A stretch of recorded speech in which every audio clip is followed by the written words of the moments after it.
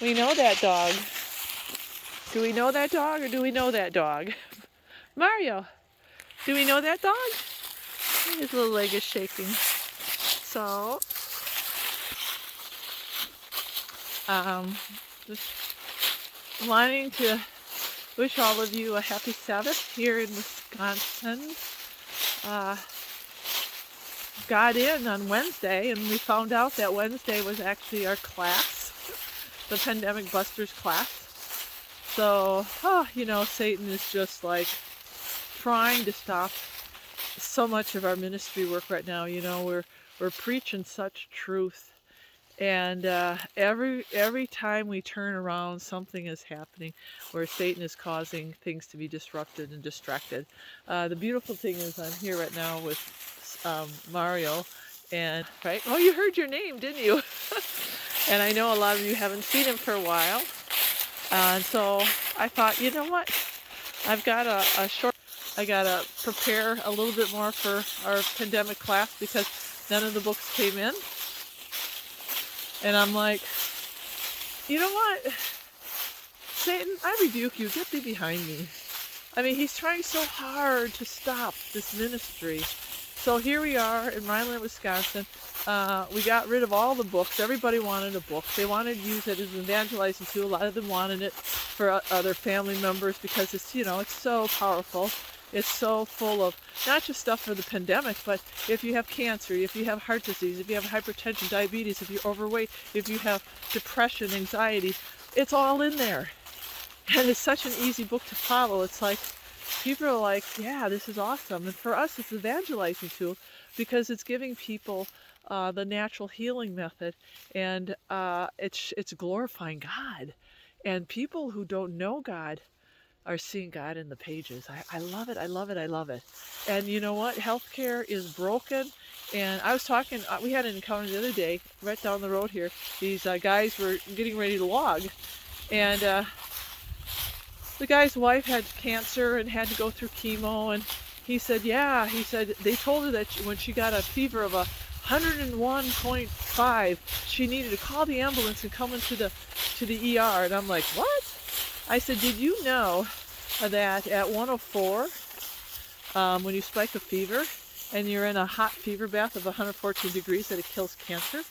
I said that we use hydrotherapy to kill bacteria, viruses, and pathogens, and that running a fever actually is a good thing. And when you take these fever meds, that it suppresses your immune system, and you actually can continue to spread the virus without knowing it. And he's like, gee, you sound like you know what you're talking about. I said, I was a nurse for a long time, and I didn't know these things until I became a medical missionary, and God showed me his ways. And the guy was like, wow, yeah. He said, yeah, that makes sense. And I said, what happened? And then he told me the rest of the story about his wife going to the hospital. And what did they do? Nothing, because her fever, her so-called fever of 101.5, which was risking her life, by the time she got to the ER was 99.9. And guess what? For that ambulance ride. Right? See? You see how that all works? So when we preach and we teach God's healing methods, I'm telling you, man's wisdom looks like foolishness. And that's why I get so excited. I get so excited for this ministry because I know that I can help people. I know that I can help people. Chris can help people. We're helping people. We're using this not just as an evangelizing tool for people who don't know the Lord, but then we're going into churches and telling the churches, hey, if you have a burden in your heart for lost souls, you can use this as part of your outreach. And we're trying to encourage churches to take our class. We'll teach you how to do the class. Get your own books. Buy them by the case like we do. And then do the class and invite the public. What a better time for outreach, right? Than now. Because people are in fear of this pandemic. And how do you reach them? You reach them through the pandemic. Yeah, a lot of people have died. But this is God's opportunity. This is a time right now to glorify God, to bring people to the foot of the cross, and to show them that they got their eyes on the wrong thing. They got their eyes on the wrong thing. And that when you start healing people through natural methods, they're like, whoa, and you gain their trust. And they begin to see that you're not a fruitcake, that you actually do know what you're talking about. And then you build that trust, and then they start wanting to know what you got. They start wanting to know, what does she have? What does he have? Because they're preaching about God, and she has cancer that's in her bones, that's not doing anything. We had a guy who just had prostate cancer. Suddenly his PSI is down to like 1.2, is up to 9. Natural methods. Breast cancer, where does it go? All these cancers, end stage, gone. People are off their pain medicines. People are off their hypertension medications. How does that happen? Because we have a big God. We got a great physician. So anyway, I just wanted to let you guys know that we're in Wisconsin right now, and having a very blessed time. A little bump in the road right now, so I had to go out and go for a walk. And you know what? Reconnect. When Satan comes in to disrupt, go for a walk. You know what? Just go for a walk and reconnect. Never let a defeated foe, because he is a defeated foe, try to convince you that he's got anything on you. Because you know what? God has already gone before us and given us victory. And if we take away that victory because our own flesh is weak, because we doubt, or because we're irritated, or because we just, we get shaken, stop being shaken. And praise the Lord for all of his mercies. Praise the Lord for what he's already done. Praise the Lord for delivering you. Praise the Lord for the victory. Even if you can't see it right now, you know that the Lord is turning the page. You know the Lord is with you. The Lord never leaves you. So don't leave him.